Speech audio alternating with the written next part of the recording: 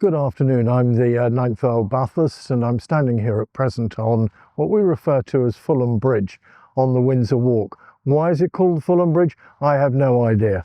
Why is it called the Windsor Walk? Again, I've got absolutely no idea.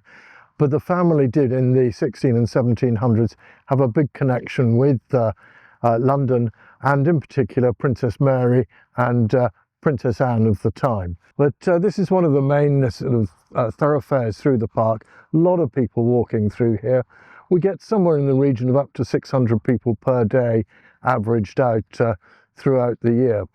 The main feature behind me is the tall tower of St John Baptist Church in Cirencester, built somewhere around in about 1415 and is well worth a visit.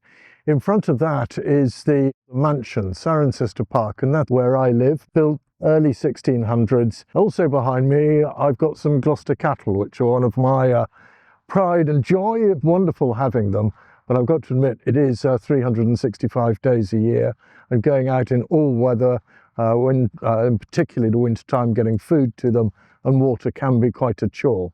To my right hand side, we've got the cricket club, Cirencester Cricket Club. This was built in 1842 and it celebrated 200 years just recently.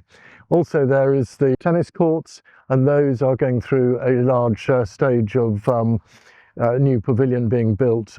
Moving on round the fields that we've got here, there's a lot of history behind these. During the war there was a huge American hospital here. In fact, there were two hospitals, two 1,000 bed hospitals, which have been largely dismantled.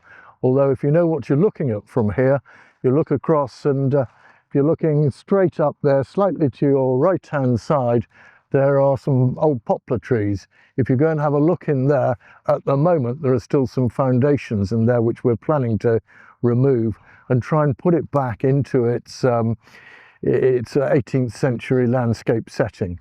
Sir Benjamin Bathurst, who was the purchaser of Cirencester Park, was also treasurer to Princess Anne in somewhere around in about 1670, 1680. And when we came here, it was the first Earl that laid out the park, and he was also MP for Cirencester and a great friend of Queen Anne as she was then.